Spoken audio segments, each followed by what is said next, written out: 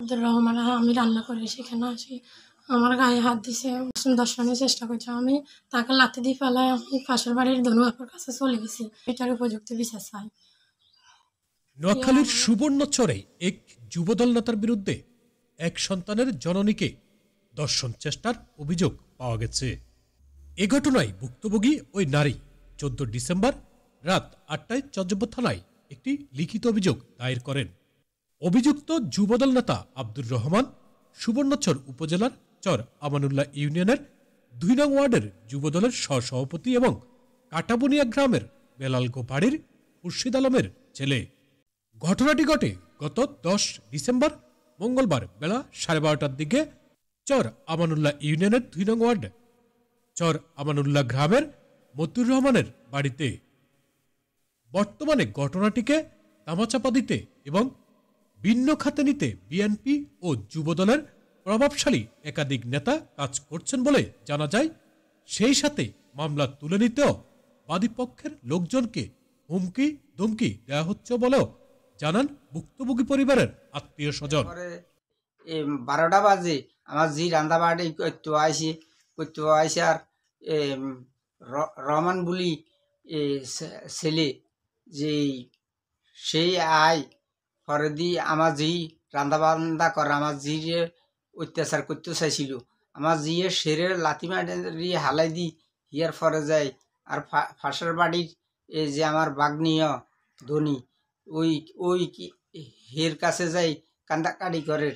Here পরে দি যারা যাই আমি হিয়ার পরে দিয়ে আমার কাছে ফোন দিছে আর আমি আইসি আইয়ানোর পরে আমি এলাকার সমাজ নামাজ জানাইছি। জানানির পরে যারা যাই সেরা বিচার করবো, ওই বিচারটা আমি পাই না। আমি এখন উপযুক্ত বিচার চাই। থানায় লিখিত অভিযোগ এবং ভুক্তভোগীর বক্তব্য জানা যায়, ভুক্তভোগী ওই নারীর স্বামী মোজাম্মেল হোসেন চাকুরির জন্য চট্টগ্রামে থাকেন। এই সুযোগে প্রতিবেশী যুবদল নেতা আব্দুর রহমান প্রায় সময়ই তাকে শারীরিক সম্পর্কের জন্য নানানভাবে কুপ্রস্তাব দিতেন। খুরশিদ আলমের ছেলে আব্দুর রহমান গত মঙ্গলবার 12টা 12:30 বসে এখানে আমি রান্না করতেছি। সে আসি আমাকে আজেবাজে কথা বলতেছে। এর আগে আব্দুর রহমান কয়েকবার আইসে আমাকে খারাপ কুপ্রস্তাব দিয়ে খারাপ ব্যবহার করে। কয়েকবার আমার বাড়িতে আসছে।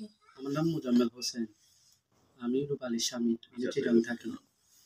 আব্দুর রহমান আমার ওয়াইফকে কুপ্রস্তাব দিছে গত মঙ্গলবার 10 তারিখ মঙ্গলবার। আমার ওয়াইফের সাথে ও খারাপ কাজ করছে, আমি এর উপযুক্ত বিচার চাই। ঘটনার বিষয় জানতে চাইলে অভিযুক্ত আব্দুর রহমান বলেন, জায়গা জমি সংক্রান্ত বিরোধের জের ধরে আবার বিরুদ্ধে মিথ্যা অভিযোগ দেওয়া হয়েছে। এই ঘটনার সাথে আমি কোনোভাবেই জড়িত নয়। একটি কুচক্রী মহলের ইন্ধনে আমাকে ফাঁসানো হচ্ছে। থানায় অভিযোগের সত্যতা নিশ্চিত করে চর্যাপদ থানার অফিসার ইনচার্জ ওসি শাহিন মিয়া জানান, এ ঘটনায় একটি লিখিত অভিযোগ পেয়েছি। অভিযোগটি তদন্তাধীন রয়েছে।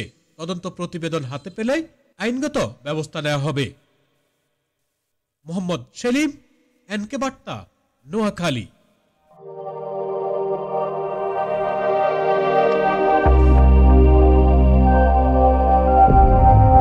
সত্য প্রকাশে নির্ভীক, এনকে বার্তা 24.com।